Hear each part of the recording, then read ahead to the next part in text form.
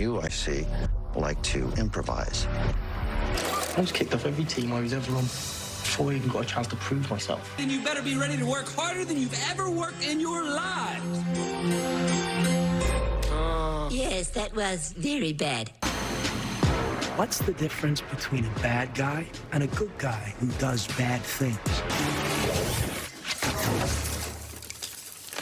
Where else you go?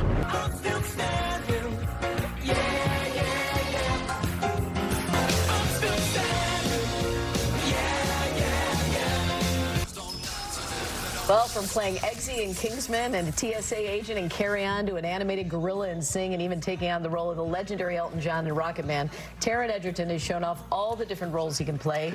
Now in his latest movie, he plays an ex-con who must protect his estranged daughter from a gang leader and corrupt sheriff. Here's a preview.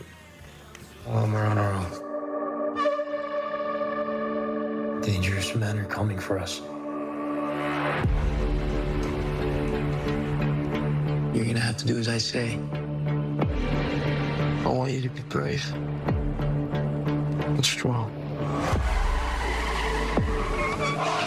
Can you do that for me? She Rides Shotgun is in theaters next Friday. Taron Egerton and director Nick Rowland join us now. Such a pleasure to have you here. We are huge fans. Thank you so much for having me. It's a little bit early in the morning for a full retrospective like that. I just watched myself age in the blink of an eye all the way through to playing a father. I think you're aging I'm still 23 in my head. Thanks for that. That was very sweet. I gotta tell you, I remember watching that Sing movie with my daughters and like, this gorilla is unbelievable. I mean, I don't know how much of that I can claim. It's the hard work of a lot of very talented animators, but thank you. I'll take it. Is that the role that got you the Elton John movie? I mean, when they saw how you could sing, I'm sure there was a lot more to it. No, I think it helped, for sure. I think it helped. It's a funny one. That it's always felt like Elton's. I auditioned for drama school with an Elton John song. Did you? So it felt a little bit written in the stars. Destined, kind of, yeah. I mean, the variety of characters that you have played over the years is really remarkable. I'm in the middle of Smoke. Oh, yeah. And you are terrifying. I mean, you don't know where this character is going. You don't know the fantasy and reality. It's remarkable. Thanks, Dan. I'm, trying to mix it up and do different things and hopefully surprise people and hopefully, not alienate too many people with that one. That's a right. I guess you're not going to tell us how it ends at this point, right? We're only 5 episodes. No, you'll know by the middle of August. Yeah. So Nick, tell us how you guys came together for this movie. It's based on, She Rides Shotgun is based on a novel, and it's based on a father, and you said you loved Taron's work, but you liked that he wasn't a father. Yeah, I feel like this story is about, it's very kinetic, and it's about a desperate young man who's sort of trying to do one last good thing, and I thought it would be really interesting to have a young father, someone who doesn't really know what a father is, and maybe didn't have a great father of his own and doesn't really sort of know the right thing to do, but it's what he's desperately sort of scrambling to try and do. And I thought, Taron, he can combine tenderness with brutality in a way that's sort of stripped of any vanity, and he does something really powerful and beautiful in the film. Yeah. Isn't that nice to hear? You got that perfectly as well. I'm glad you got the notes. Just exactly as you wrote. The girl, I read that you had to kind of protect her from some of the more intense scenes or shield her. Explain that. Well, we certainly went into it thinking that, we had to be very careful about I think protecting her emotionally from a story that's very turbulent and charged. The world is out to get us, but as we went along, I mean, her constitution was very, very strong for those moments. She was sort of more than more than up for it. Really. I have to say, it's an extraordinary performance she gives, and I think people are going to be really blown away. It's a really special. She was only 10 years old when we made the film. 10 years old when we made the film. When the first time I auditioned with her, we did a screen test over Zoom, and I was probably a little overly enamoured of the idea of playing a father and being the older actor. And I thought I'd encourage her after our first take, and I said, "Oh no, I have to tell you, that was absolutely fantastic." And she didn't miss a beat. She went, "You were very good as well, Tony."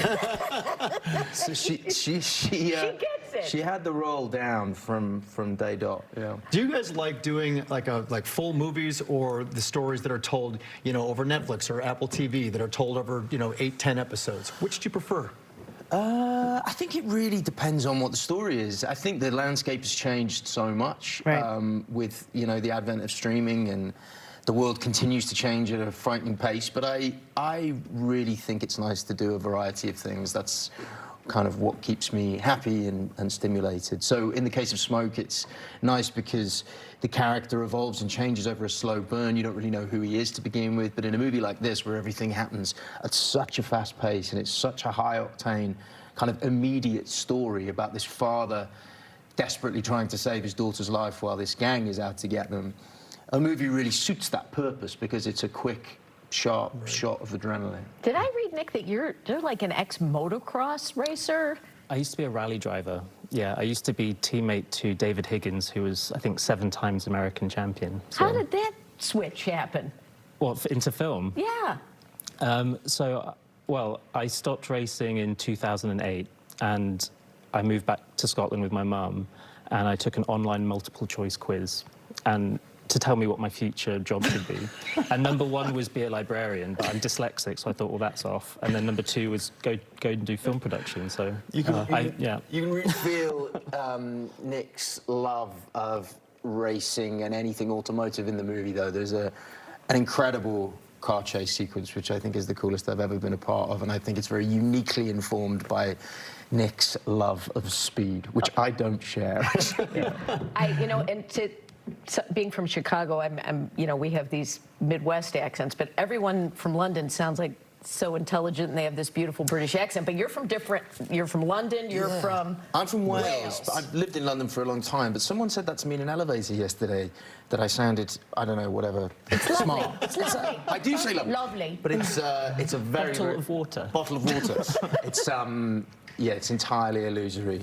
But this name of your town where you grew up is really something, right? Yeah. So that's my cue to do it, right? Yeah. What is it? That's my cue.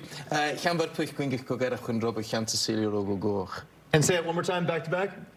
That's all right. That's all right. How the heck? We only get once in your contract, right? I got you. Per show. You have to write that on your driver. Yeah, that's all printed out on the driver's license here. That all those consonants. Oh yeah, absolutely. Yeah. If we can get the space. Right. Yeah.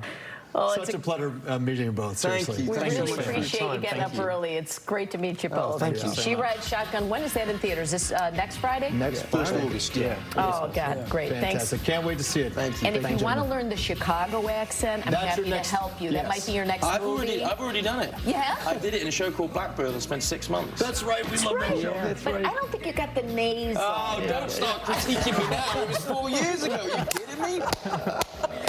Nice to see you guys. Thank you so much.